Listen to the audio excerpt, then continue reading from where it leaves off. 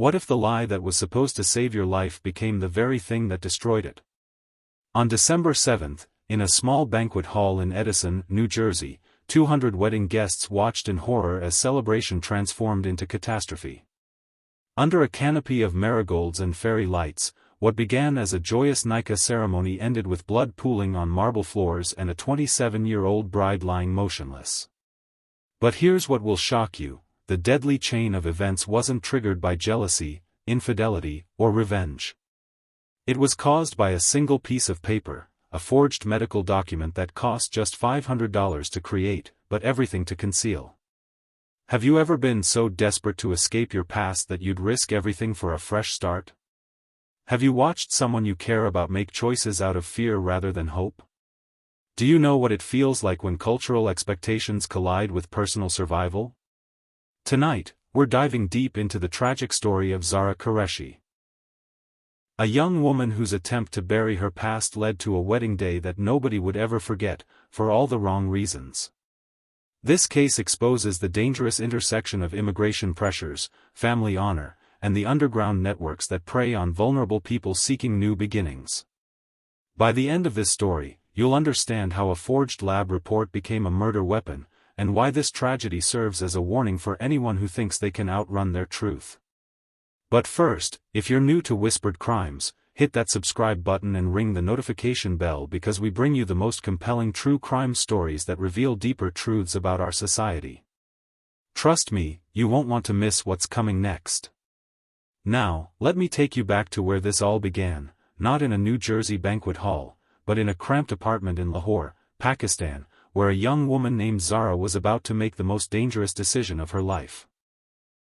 18 months before that fatal wedding day, Zara Qureshi stood at her kitchen window in Lahore, watching the morning sun cast long shadows across crowded streets. At 25, she was already considered past prime marriage age by her community's standards. Her father's contracting business barely covered their expenses, and her mother's sewing work brought in just enough to keep food on the table. For families like the Qureshis, daughters were investments, raised carefully, protected fiercely, and eventually married into families that could provide security. But Zara carried a secret that threatened to shatter those carefully laid plans. 2 years earlier, she'd been engaged to Bilal Ahmad, a telecommunications technician who seemed charming and responsible. The engagement had lasted 6 months before Zara discovered she was pregnant. In a culture where premarital intimacy could destroy a woman's reputation forever, Zara faced an impossible choice. Before she could even tell Bilal about the pregnancy, he vanished, leaving behind only unpaid debts and a note saying he'd found work in Karachi. The pregnancy lasted just 7 weeks. Complications led to a miscarriage that required emergency medical treatment, creating hospital records that documented everything Zara desperately wanted to forget. In Pakistan's tight-knit communities, medical histories weren't private matters, they were scrutinized by potential in-laws as carefully as financial statements. When Zara's aunt called with news of a potential marriage proposal from America, it felt like divine intervention. Omar Rahman was a 29-year-old second-generation Pakistani-American whose family owned a successful florist business in New Jersey. He was educated, established, and looking for a wife who shared his cultural values. The Rahman family was traditional but prosperous. They owned their home, sent money back to Pakistan regularly, and maintained strong ties to their community. Most importantly for Zara, they lived thousands of miles away from anyone who knew her history. But there was a catch, one that would ultimately prove fatal. The Rahman family required comprehensive medical screening for any potential bride.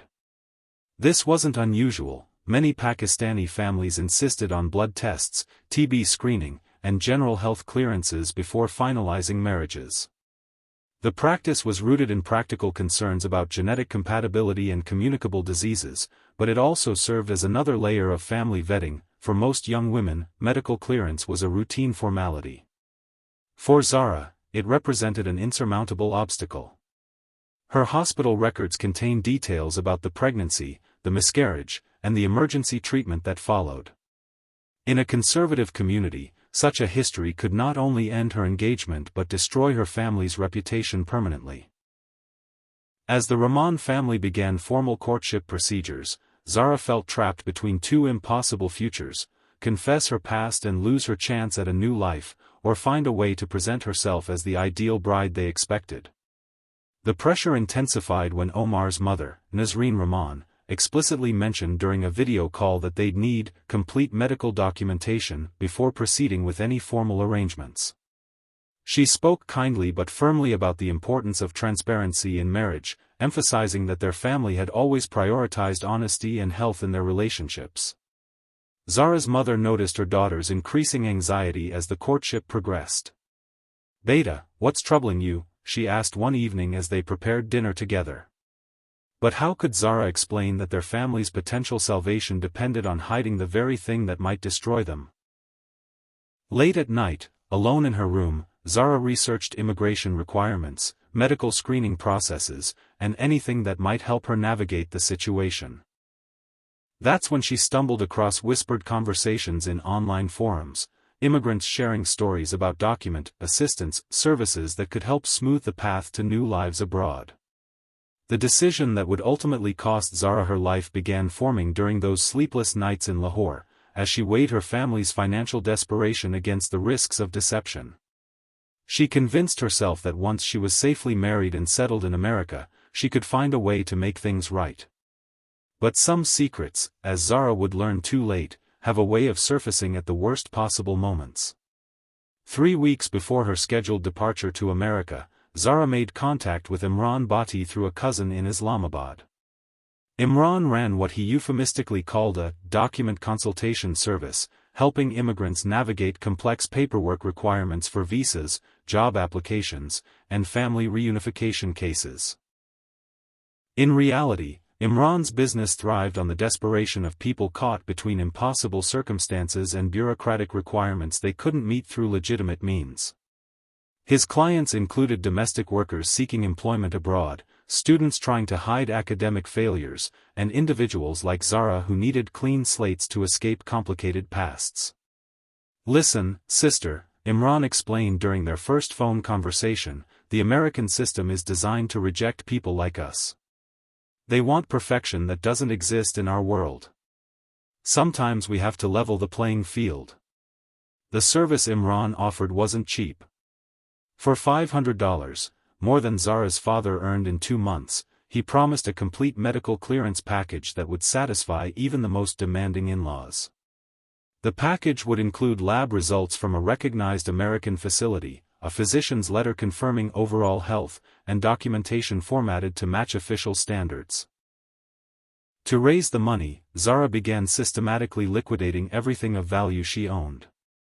The gold bangles her grandmother had given her for her 18th birthday went first, sold to a jeweler in the old city for a fraction of their worth.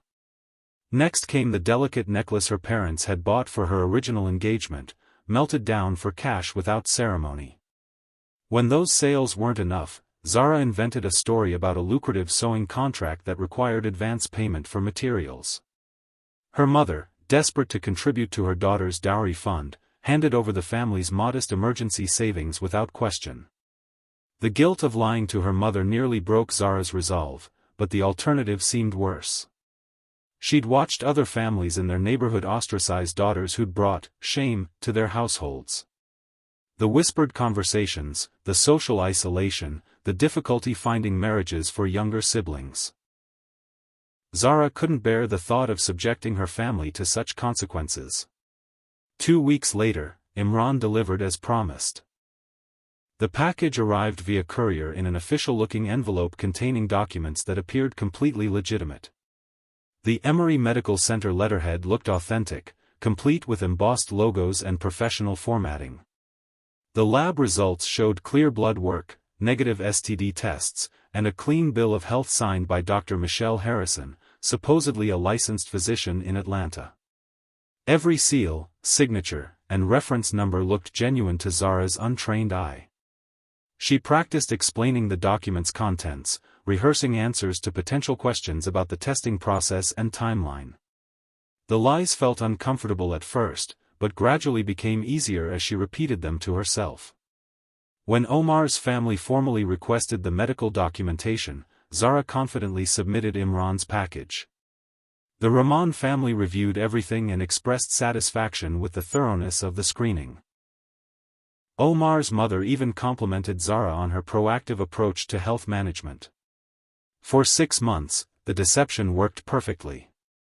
Zara obtained her fiancé visa, flew to America, and began building a new life with Omar. She learned to navigate New Jersey's Pakistani community, helped in the family flower shop, and prepared for what seemed like a promising future. The couple grew closer as their wedding date approached. Omar introduced Zara to his extended family, took her to community events, and shared his dreams of expanding the florist business. Zara felt genuine affection for her fiancé and began to believe she could make their marriage work despite its foundation of deception. But late at night, alone in the bedroom Omar's family had prepared for her, Zara sometimes stared at the ceiling and wondered what would happen if anyone ever questioned those medical documents. She told herself the risk was minimal. Who would bother verifying paperwork that looked so professional and complete? As December 7th approached and final wedding preparations intensified, Zara felt cautiously optimistic. The hardest part seemed behind her.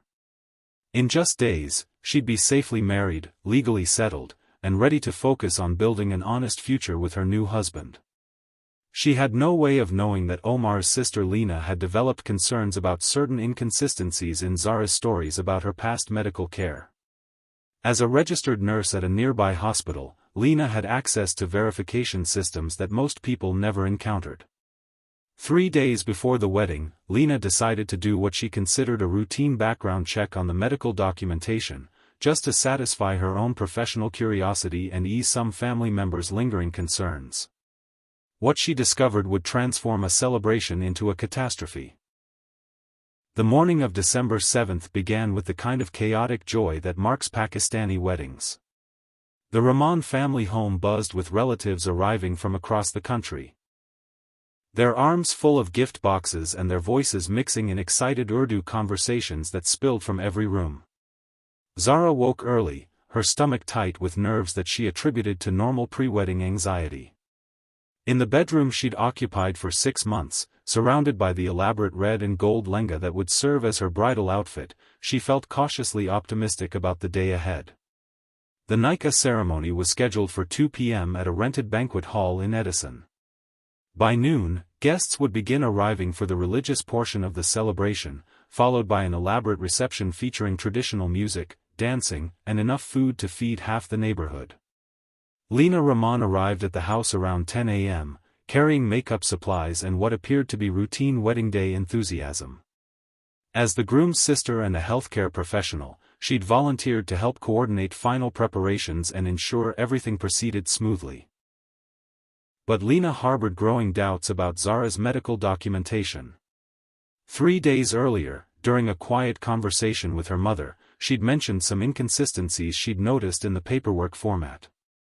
The Emory Medical Center letterhead seemed slightly different from examples she'd seen at work, and certain procedural codes didn't match standard protocols.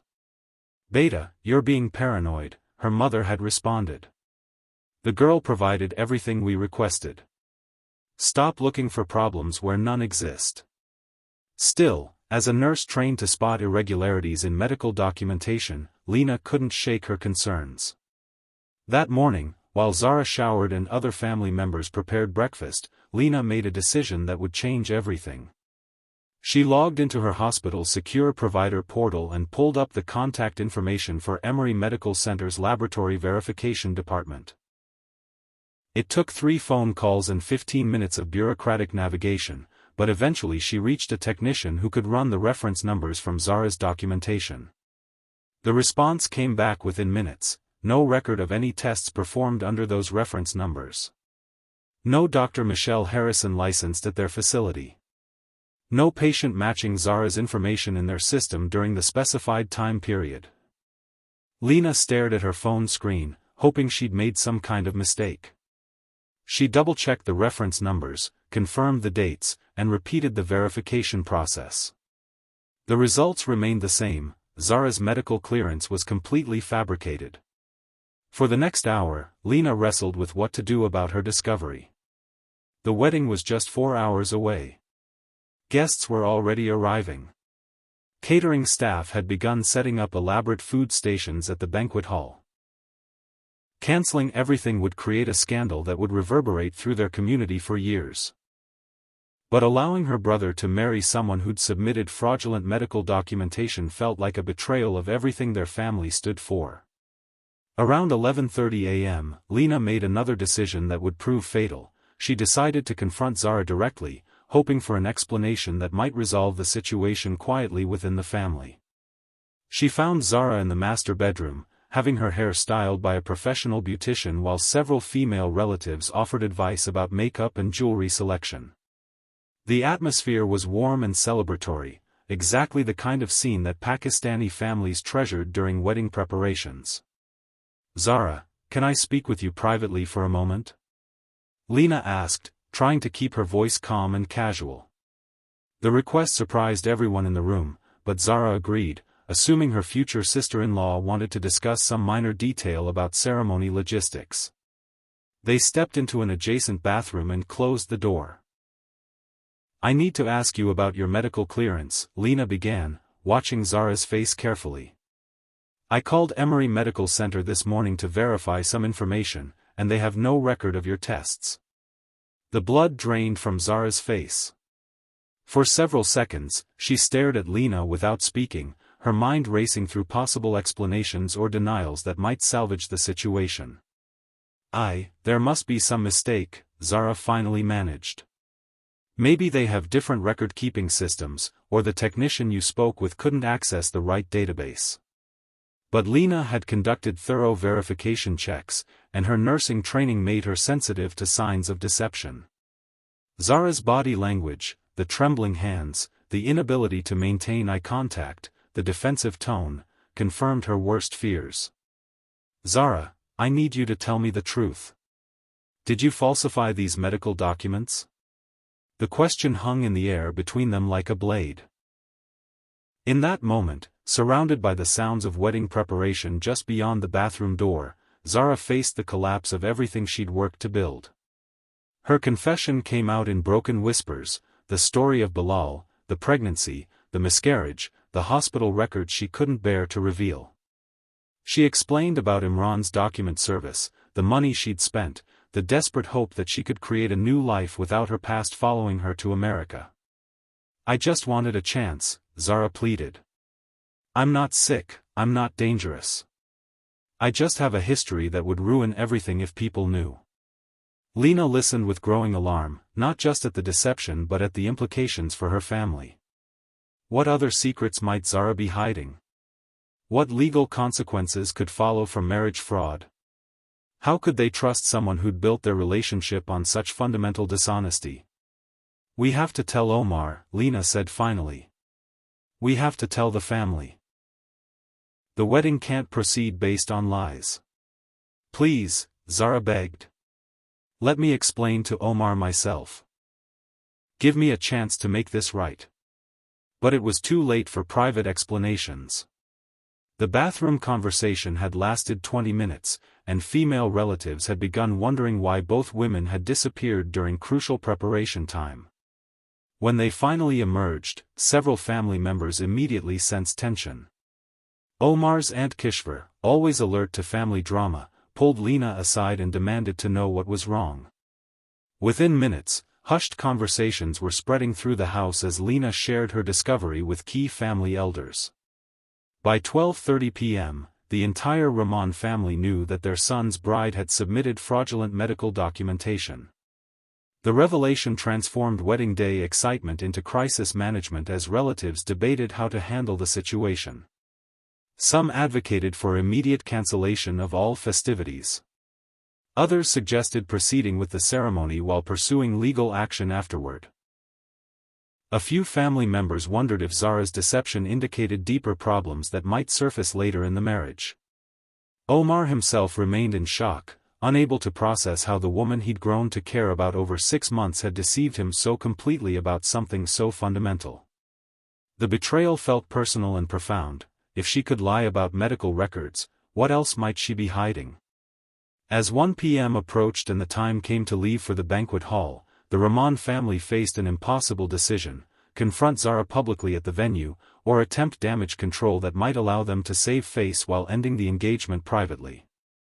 They chose confrontation, a decision that would prove deadly.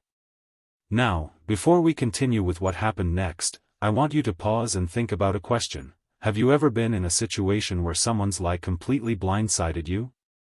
How did you react when you discovered someone you trusted had been deceiving you about something important? Leave your thoughts in the comments below, because this story is about to show us how quickly confrontation can spiral out of control. The Edison Community Center banquet hall had been transformed into a Pakistani wedding paradise. Strings of marigolds cascaded from the ceiling, intertwined with tiny white lights that cast warm shadows across round tables dressed in gold linens. The stage area featured an ornate mandip decorated with roses, jasmine, and flowing fabric in shades of deep red and cream. Guests had begun arriving around 1:30 p.m., their colorful shower kameez and elegant sherwanis creating a festive atmosphere despite the winter chill outside.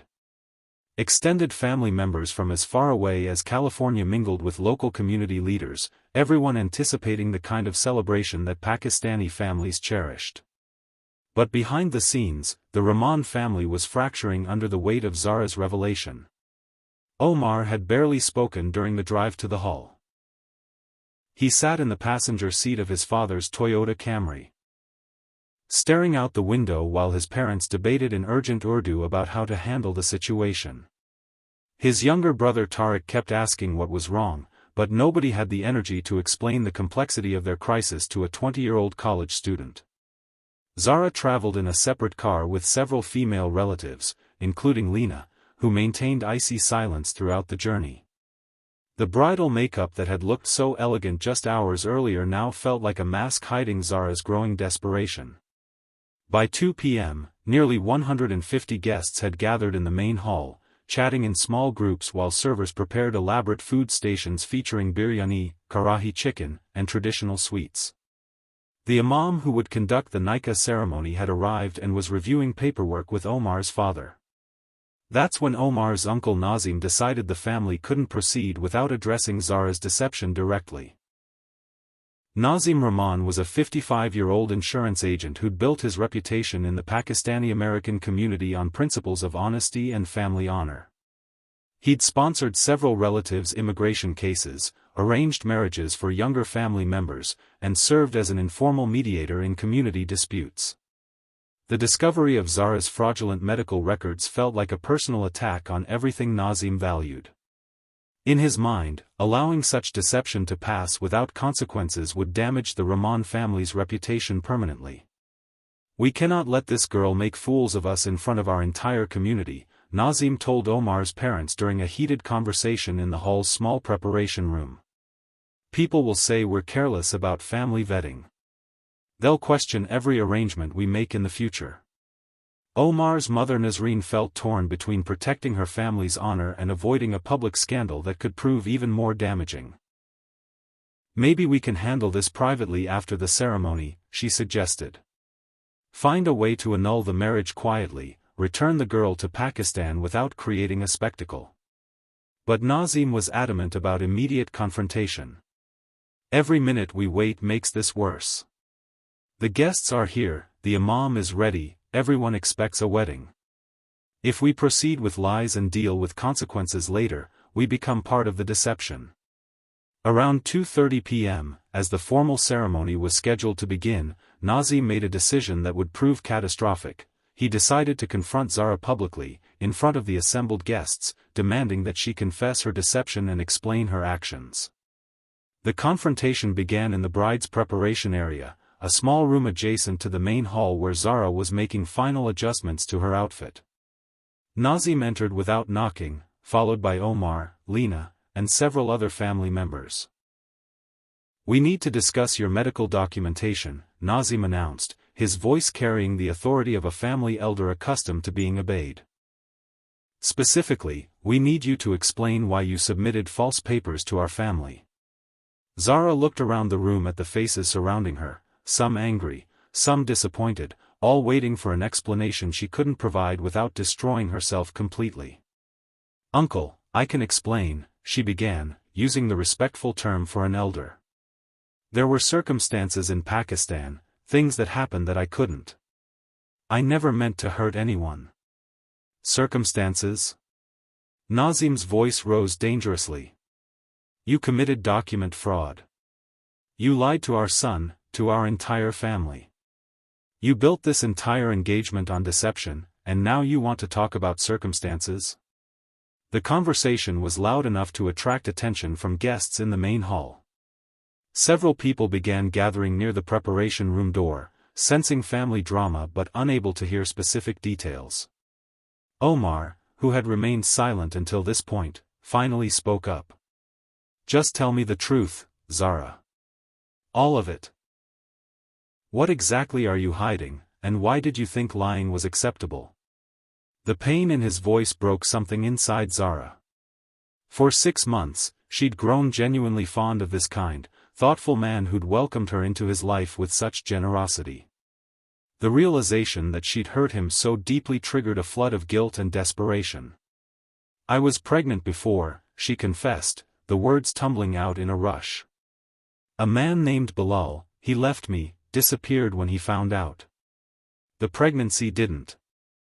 I lost the baby, but there were medical records, hospital documentation that would have ruined my family's reputation. I couldn't tell you because I knew it would end everything." The confession sent shockwaves through the room. In conservative Pakistani culture, premarital pregnancy represented the kind of scandal that could destroy not just individual reputation but entire family standing within the community. Several family members began talking at once. Some expressing outrage at the deception, others demanding to know what other secrets Zara might be hiding. The preparation room became a chaos of voices, accusations, and increasingly aggressive confrontation. "You brought shame to our family," Nazim declared, his face flushed with anger. "You made us accomplices to your lies. Every person in that hall thinks we approved of you, thinks we did proper vetting, thinks we're the kind of people who would knowingly accept damaged goods." The phrase, "damaged goods," hit Zara like a physical blow. It confirmed her worst fears about how her past would be perceived, validated every terror that had driven her to desperate deception. "I'm not damaged," she said, her voice strengthening with sudden defiance. "I made mistakes, yes. I was young and trusted the wrong person. But I'm not damaged goods, and I won't let you speak about me that way." The confrontation escalated rapidly from that point. Nazim, unaccustomed to being challenged by someone he considered beneath his authority, grabbed Zara's arm and demanded that she leave the premises immediately. "Get out of here," he ordered. "Take your lies and your shame and get out of our family's life. We don't want anything more to do with you." But Zara, cornered and desperate, refused to be dismissed so easily. She'd given up everything for this opportunity, her savings, her family's emergency fund, even her grandmother's jewelry. The thought of returning to Pakistan in defeat, facing the shame of a broken engagement and the financial devastation of lost investments, triggered something primal in her response. "I won't leave," she said, pulling away from Nazim's grip. "I've done nothing criminal, nothing that justifies this treatment. I told a lie about medical records, yes, but I'm not a bad person. I deserves chance to explain, to make this right." The physical confrontation began when Nazim, frustrated by Zara's refusal to submit to his authority, shoved her toward the door. Zara stumbled backward, catching herself against a decorative table that held ceremonial items including flowers, candles, and traditional wedding artifacts. Among those artifacts was an ornate kirpan, a ceremonial blade that Sikh families often included in wedding displays as a symbol of protection and honor. The blade was primarily decorative, but it was real steel with a sharp edge. In the chaos of escalating confrontation, multiple hands reached for multiple objects. Family members were trying to restrain both Nazim and Zara, voices were shouting in 3 different languages, and the small preparation room had become a maelstrom of bodies, emotions, and cultural expectations colliding violently.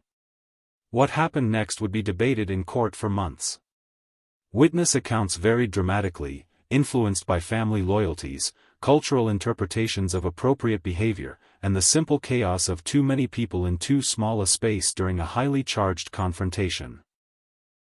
Some witnesses claimed that Omar's cousin Faizan, attempting to restrain Zara, accidentally knocked her into the ceremonial table. Others insisted that Zara deliberately reached for the kirpan when she realized the family was serious about expelling her from the venue. The medical examiner would later determine that the fatal wound resulted from a single penetrating injury to the chest, consistent with either deliberate stabbing or accidental impalement during a struggle. But determining intent, the crucial legal distinction between murder and manslaughter, proved nearly impossible given the conflicting testimonies. What everyone agreed on was the moment when the celebration became a tragedy. Blood began spreading across Zara's elaborate red and gold lenga, the bridal colors masking the severity of her injury for crucial seconds. By the time family members realized what had happened, Zara had collapsed beside the overturned ceremonial table, her breathing shallow and irregular. The preparation room fell silent except for the sound of Zara's labored breathing and Omar's shocked whispers of, "What have we done? Oh God, what have we done?" In the main hall, 150 wedding guests continued their conversations, unaware that the bride was dying just yards away from their celebration. The imam waited patiently for the ceremony to begin, checking his watch and wondering why the family was taking so long with final preparations. Omar's father ran to call 911 while Lena, drawing on her nursing training, attempted to stop the bleeding and assess Zara's vital signs. But the wound had penetrated too deeply, causing massive internal bleeding that no amount of pressure or emergency treatment could control.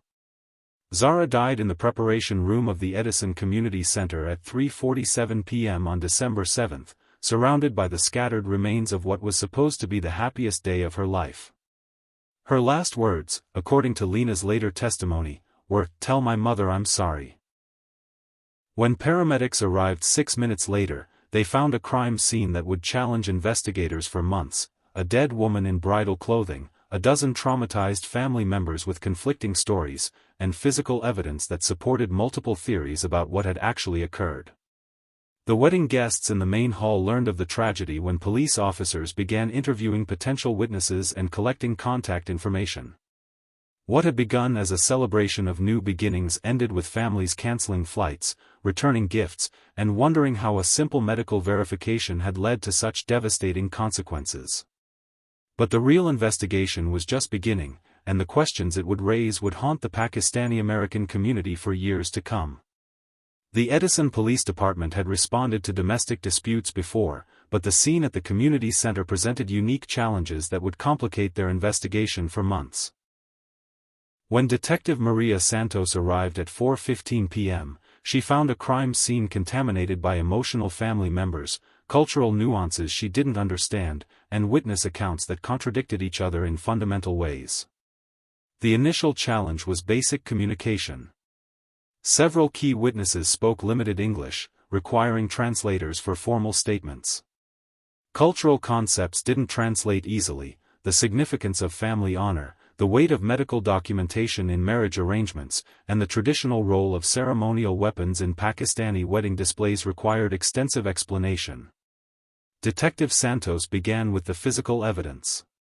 The kirpan that had inflicted the fatal wound bore fingerprints from at least 4 different people, making it impossible to determine who had actually wielded the blade. The small preparation room showed signs of a struggle: overturned furniture, scattered decorative items, and blood spatter patterns consistent with multiple people moving during the confrontation. Zara's body was transported to the county medical examiner's office, where Dr. Patricia Williams conducted an autopsy that raised more questions than it answered. The wound was consistent with a single, deep penetration that had severed a major artery and caused rapid blood loss. But the angle and depth suggested either deliberate force or accidental impalement during a fall. The injury could have resulted from intentional stabbing, Dr. Williams explained in her report. But it's equally consistent with the victim falling or being pushed onto the blade during a physical altercation. Without additional evidence about the sequence of events, determining intent is extremely difficult. Meanwhile, the investigation expanded beyond the immediate crime scene. Detective Santos discovered that Zara's fraudulent medical documentation was part of a larger network of document forgery that had helped dozens of immigrants navigate complex bureaucratic requirements. Following digital breadcrumbs through Zara's email accounts and financial records, investigators traced communications back to Imran Bhatti's operation in Pakistan. Bank transfers showed that Zara had paid $500 for her forged documents, but further investigation revealed that Imran's network had processed hundreds of similar transactions over several years.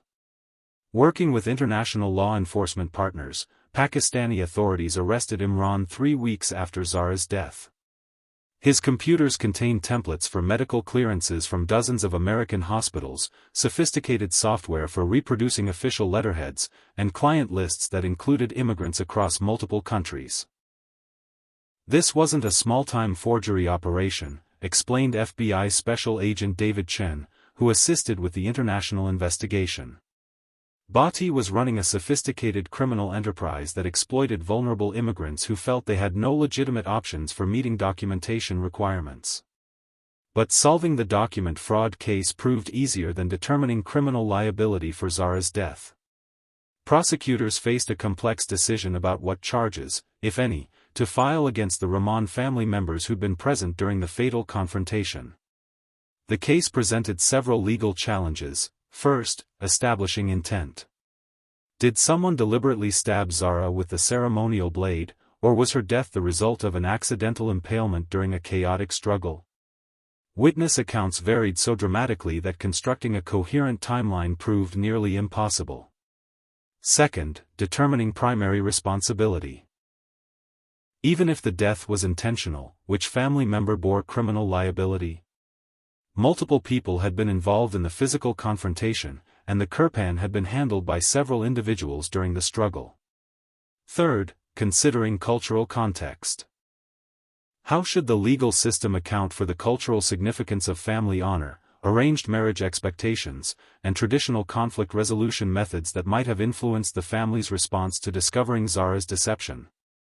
After weeks of investigation and consultation with cultural experts, prosecutor Jennifer Walsh decided to file involuntary manslaughter charges against Faizan Rahman, Omar's 24-year-old cousin whom multiple witnesses identified as the person most directly involved in the physical altercation with Zara. The charges reflected the prosecution's belief that while Faizan may not have intended to kill Zara, his actions during the confrontation had directly contributed to her death. But proving criminal negligence in such a chaotic situation would require the jury to make subjective judgments about reasonable behavior during emotionally charged family disputes. The legal consequences extended beyond criminal charges.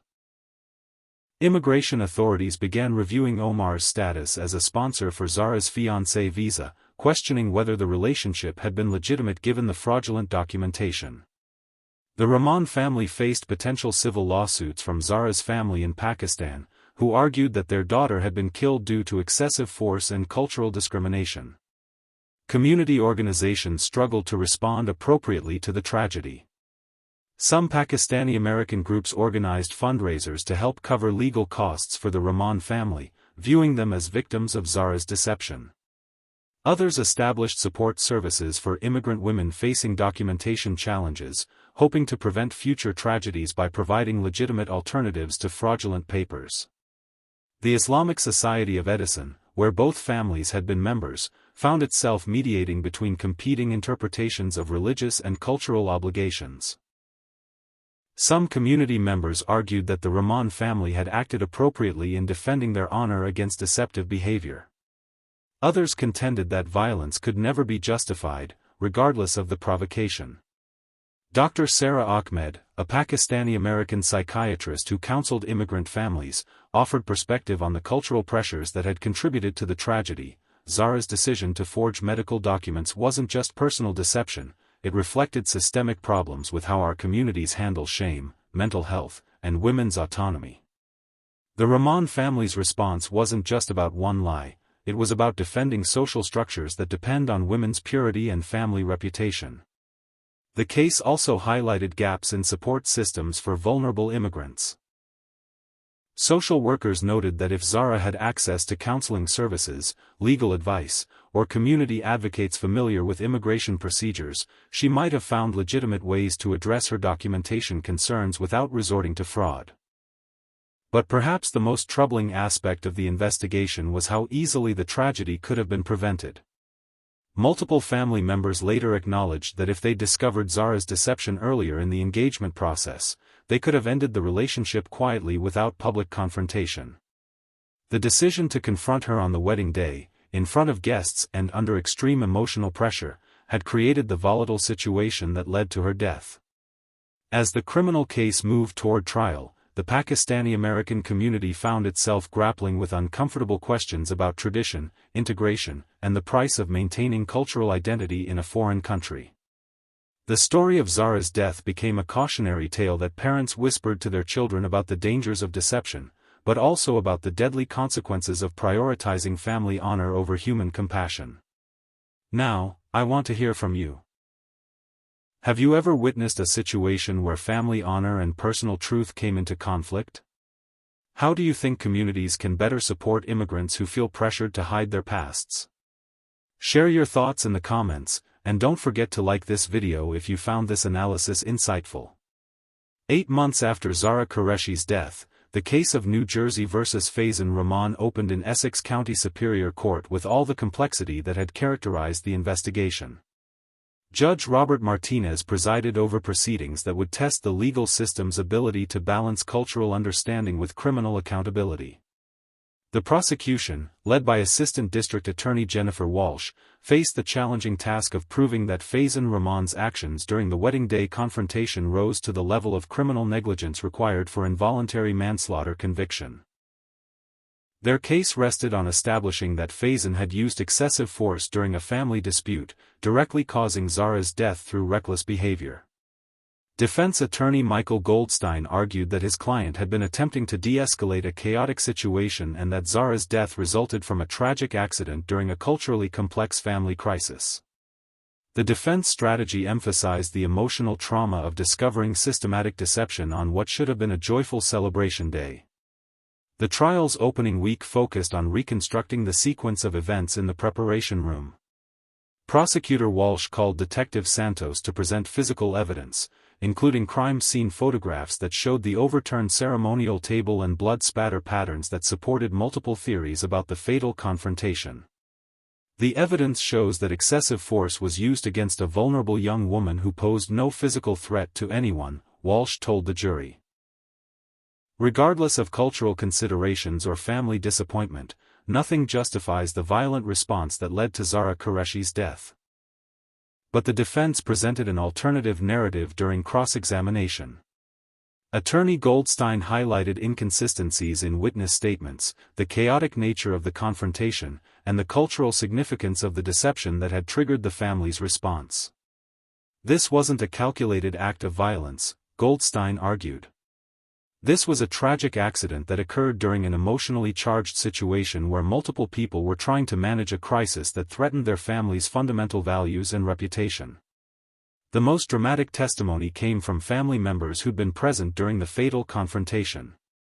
Omar Rahman took the stand in the trial's second week, his voice breaking as he described discovering his fiancée's deception and the rapid escalation that followed. "I loved Zara," Omar testified. "I thought I knew who she was, thought we were building a life based on truth and mutual respect. Finding out that our entire relationship was built on lies, it felt like everything I believed about her, about us, was completely false." Under cross-examination, Prosecutor Walsh pressed Omar about his family's decision to confront Zara publicly rather than handling the situation privately. Omar acknowledged that alternative approaches might have prevented the tragedy but maintained that his family had acted according to their cultural values and legitimate expectations about honesty in marriage. Lena Rahman's testimony provided crucial details about her discovery of the fraudulent medical documents and the family's internal debate about how to respond. As a healthcare professional, she was able to explain the technical aspects of document verification while also describing the emotional impact of realizing that her future sister-in-law had deceived the entire family. I felt responsible, Lena admitted during questioning. If I hadn't verified those documents, if I'd just accepted them at face value, Zara would still be alive. But I also felt obligated to protect my family from being victimized by systematic deception. The defense called cultural expert Dr. Amina Hassan, a professor of South Asian Studies at Rutgers University, to provide context about Pakistani family structures and traditional approaches to marriage arrangements. Dr. Hassan explained how concepts of family honor, arranged marriage protocols, and community reputation influenced the Rahman family's response to discovering Zara's deception. In traditional Pakistani culture, marriage isn't just a union between two individuals, it's an alliance between families that affects entire extended networks, Dr. Hassan testified. Deception about something as fundamental as medical history represents a violation of trust that threatens not just the immediate relationship but the family's standing within their community. However, prosecutor Walsh challenged Dr. Hassan's testimony during cross-examination, arguing that cultural considerations couldn't excuse violent behavior or justify disproportionate responses to nonviolent deception. Culture provides context for understanding behavior, Walsh argued, but it can't provide legal immunity for actions that result in someone's death. Every culture has mechanisms for handling disputes and disappointments. Violence isn't a universal or acceptable solution. The trial's most controversial moment came when the prosecution called expert witness Dr. Patricia Williams, the medical examiner who'd performed Zara's autopsy. Dr. Williams testified that while the fatal wound could have resulted from accidental impalement, the depth and angle suggested deliberate force rather than incidental contact during a struggle. The blade penetrated approximately 4 inches into the victim's chest cavity, Dr. Williams explained. That level of penetration typically requires more force than would result from simply falling against a stationary object. Someone had to push that blade forward with considerable pressure. But defense attorney Goldstein challenged the medical testimony by highlighting uncertainties about the exact positioning of people during the chaotic confrontation.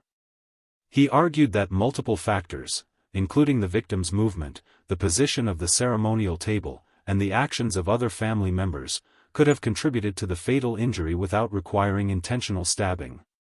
The case took an unexpected turn during the third week when prosecutors introduced evidence about Imran Bhatti's document forgery network. FBI agent Chen testified about the scope of the criminal enterprise that had produced Zara's fraudulent medical clearance, establishing that her deception was part of a larger pattern of immigrant exploitation. This testimony served dual purposes. It demonstrated that Zara had been victimized by criminal organizations that preyed on vulnerable immigrants, but it also confirmed that her deception had been systematic and carefully planned rather than a momentary lapse in judgment. The defense countered by arguing that knowledge of the broader forgery network actually supported their client's innocence. If Zara had been involved with professional criminals who specialized in immigration fraud, the Rahman family's concerns about deception and potential legal consequences had been entirely reasonable. Closing arguments began in the trial's fourth week, with prosecutor Walsh emphasizing the fundamental principle that disappointment and cultural conflict couldn't justify lethal force. She argued that regardless of the cultural context or the extent of Zara's deception, the Rahman family's violent response had been disproportionate and criminally negligent. Zara Qureshi died because she made a desperate choice to hide a painful past, Walsh told the jury. She didn't deserve to die because she'd been pregnant, because she'd lost a baby. Because she was afraid that honesty would destroy her chance at a new life. Whatever mistakes she made, whatever lies she told, nothing justified the violence that killed her. Defense attorney Goldstein concluded by emphasizing the tragic nature of the entire situation and arguing that criminal convictions wouldn't serve justice or prevent future tragedies. He portrayed Faizan Rahman as another victim of circumstances that had spiraled beyond anyone's control. This case isn't about excusing violence or condoning deception, Goldstein argued. It's about recognizing that sometimes tragic accidents occur when people are confronted with impossible situations that challenge their most fundamental beliefs and values. Punishing my client won't bring Zara back, and it won't prevent other immigrants from making desperate choices when they feel they have no alternatives. After 3 days of deliberation, the jury returned a verdict of guilty on the lesser charge of involuntary manslaughter, finding that while Faison hadn't intended to kill Zara, his actions during the confrontation had been criminally negligent and directly responsible for her death. Judge Martinez sentenced Faison to 4 years in prison followed by 2 years of probation, acknowledging both the seriousness of the crime and the complex cultural factors that had contributed to the tragedy. The sentence included requirements for community service with immigrant advocacy organizations and anger management counseling, but the criminal conviction provided limited closure for anyone involved in the case. Zara remained dead, the Rahman family faced ongoing civil litigation and community division, and the broader Pakistani-American community continued struggling with questions about integration, cultural preservation, and the support systems available to vulnerable immigrants. The case established legal precedent about cultural considerations in criminal proceedings, but it also highlighted the limitations of the justice system in addressing tragedies rooted in systemic social problems rather than individual criminal intent. The conviction of Faison Rahman marked the end of criminal proceedings, but it began a longer process of community reflection and systemic change that continues years later. The tragedy of Zara Qureshi's death forced Pakistani-American communities across the country to confront uncomfortable truths about cultural expectations, immigrant vulnerabilities, and the sometimes deadly intersection of tradition and survival. In Pakistan, Zara's mother Shahida Qureshi received news of the verdict through a phone call from relatives in New Jersey. The 4-year prison sentence felt both too harsh and inadequate. Too harsh because she understood the cultural pressures that had driven the Rahman family's response, too inadequate because no punishment could restore the daughter who'd been her family's hope for economic stability and social advancement. Shahida used the modest civil settlement she eventually received to establish a small seamstress training program for young women in Lahore, teaching skills that might provide economic independence without requiring dangerous immigration gambles. She never spoke publicly about her daughter's death, but neighbors noticed that she'd begun counseling other mothers whose daughters faced difficult marriage decisions. The Rahman family faced their own forms of ongoing punishment. Omar never married, unable to overcome the trauma of his wedding day and the guilt of his role in Zara's death. The family florist business struggled as community members chose sides in debates about cultural appropriateness versus criminal accountability. By 2018, the family had sold the shop and relocated to a different state, seeking anonymity and a chance to rebuild their lives away from constant reminders of the tragedy. Lena Rahman left nursing 6 months after the trial, telling colleagues that she could no longer trust her professional judgment after making the verification call that had triggered the deadly confrontation. She eventually became a social worker specializing in immigrant family services, channeling her guilt into advocacy for vulnerable populations who might otherwise resort to dangerous deceptions. The broader Pakistani-American community struggled to process lessons from Zara's death. Traditional families continued emphasizing the importance of medical clearances and background verification in marriage arrangements, but many also began acknowledging the need for more compassionate approaches to discovering problematic histories. Community organizations developed new protocols for handling family disputes, including mandatory cooling-off periods before confrontations and requirements for neutral mediation when serious deceptions were discovered. The Islamic Society of Edison established counseling services specifically designed to help families navigate cultural expectations while respecting individual circumstances that might complicate traditional arrangements. Perhaps most significantly, immigrant advocacy groups used Zara's case to highlight systemic problems that pushed vulnerable people toward fraudulent solutions. The case became a rallying point for reforms in immigration procedures, healthcare access, and support services that might prevent future tragedies. Dr. Sarah Ahmed, the psychiatrist who'd provided cultural context during the trial, established a research program studying the psychological impact of immigration stress on family relationships. Her work documented patterns of deception, violence, and self-harm among immigrants who felt trapped between cultural expectations and bureaucratic requirements they couldn't meet legitimately. Zara's death wasn't an isolated incident, Dr. Ahmed explained during a conference presentation 3 years after the trial. It was the predictable result of systems that create impossible choices for vulnerable people and communities that prioritize reputation over individual welfare. Legal reforms emerged slowly but significantly. New Jersey revised its domestic violence statutes to include cultural competency training for law enforcement officers responding to family disputes in immigrant communities. The changes aim to help police officers recognize cultural contexts that might influence conflict dynamics while maintaining clear standards about unacceptable violence. Immigration advocates used the case to push for expanded access to legal counseling services that might help immigrants navigate complex documentation requirements without resorting to fraudulent shortcuts. Several organizations established hotlines where immigrants could seek confidential advice about medical clearances, background checks, and other bureaucratic challenges that often triggered desperate choices.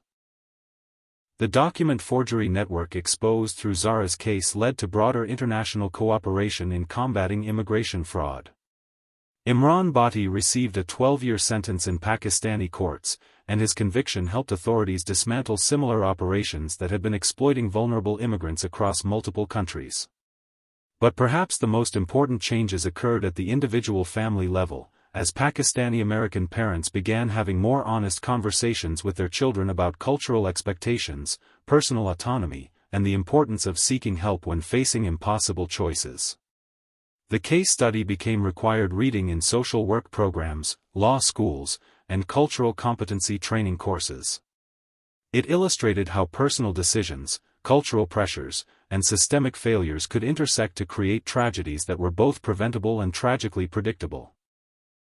5 years after Zahra's death, the Edison Community Center still hosts Pakistani weddings, but families now often include counselors in their planning committees and establish clear protocols for handling last-minute revelations or family disputes.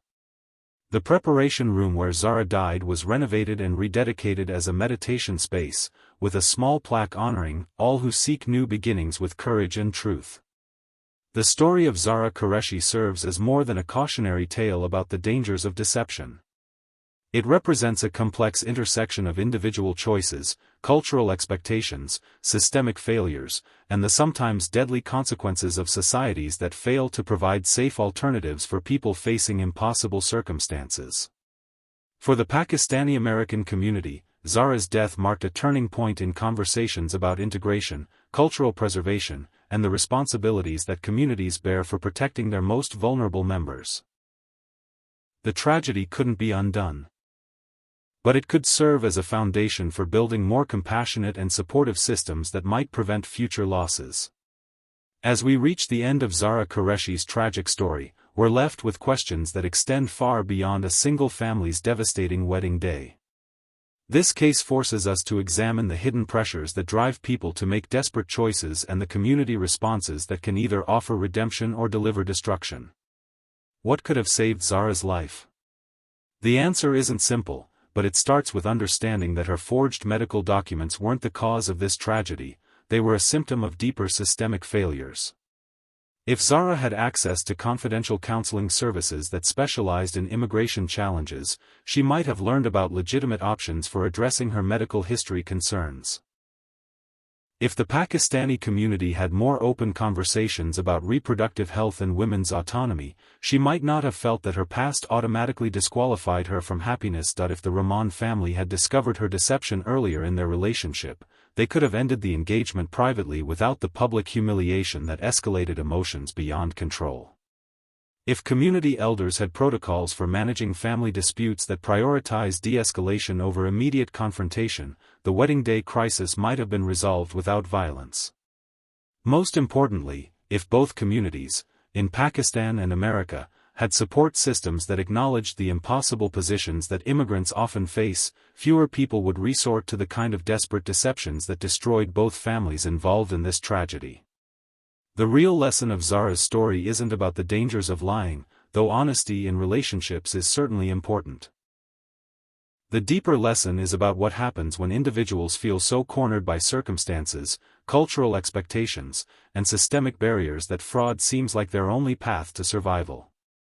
Every year, thousands of immigrants face similar pressures. They're caught between documentation requirements they can't meet legitimately, cultural expectations they can't fulfill honestly, and economic desperation that makes dangerous shortcuts seem reasonable. Most of them don't end up dead in wedding preparation rooms, but many suffer in silence, isolated by shame and fear from the very communities that could offer support. For those of us watching these stories unfold, the challenge is recognizing warning signs before crises escalate. When someone in your family or community seems evasive about their past, when they're spending money they don't have on mysterious services, when they seem anxious about routine procedures like medical clearances. These might be indicators that they're struggling with problems they feel they can't discuss openly. The response shouldn't be immediate confrontation or public exposure. It should be private conversation, offers of support, and connections to resources that might provide legitimate alternatives to whatever desperate solutions they're considering. Communities also need to examine their own role in creating the pressures that drive people toward dangerous choices. When we prioritize family reputation over individual welfare, when we treat past mistakes as permanent disqualifications from future happiness, when we respond to deception with violence rather than understanding, we become part of the system that produces tragedies like Zara's death. This doesn't mean accepting fraud or excusing dishonesty. It means creating environments where people can seek help before they feel compelled to lie, where past mistakes can be acknowledged and addressed rather than hidden and denied, where cultural values can be preserved without sacrificing compassion for individuals facing impossible circumstances. Zara Qureshi died because she felt she had no safe way to be honest about her past. The Rahman family's lives were destroyed because they felt they had no acceptable way to respond to systematic deception. Both outcomes were tragic and preventable. Prevention requires building better systems, legal services for immigrants, counseling resources for families navigating cultural transitions, community protocols for managing disputes, and most importantly, cultures of support rather than judgment for people whose pasts complicate their futures. The document that killed Zara cost $500 and took minutes to create. The support systems that might have saved her life would cost far more and take years to develop. But the price of not building those systems is measured in destroyed families, shattered communities, and young women who die in wedding preparation rooms because they couldn't find safe ways to escape their pasts. If you know someone who seems to be hiding something important, who appears anxious about routine procedures, or who's spending money they don't have on services they won't explain, reach out with compassion rather than suspicion. Sometimes a private conversation and an offer of support can prevent the kind of desperate choices that lead to tragedy. And if you're facing pressures that seem to require deception for survival, remember that community resources exist to help navigate complex situations legitimately. The temporary shame of seeking help is always preferable to the permanent consequences of fraud, violence, and loss that destroyed everyone involved in Zara's story. This case reminds us that individual choices don't occur in isolation, they're shaped by the systems, communities, and support networks that surround us.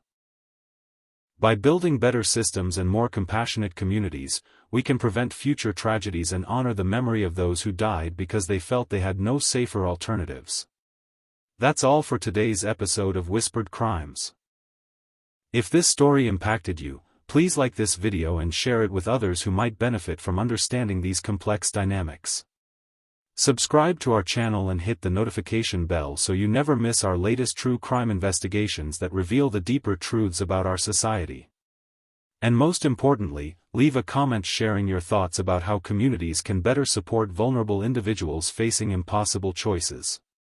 Your insights might help someone who's watching this video and struggling with similar pressures. Remember, the best way to prevent tragedies is to build communities where truth is safer than deception, where past mistakes don't disqualify future happiness, and where desperate people can find help before they feel compelled to make choices that destroy everyone involved. Until next time, stay safe, stay connected to your communities, and remember that seeking help is always braver than hiding in silence.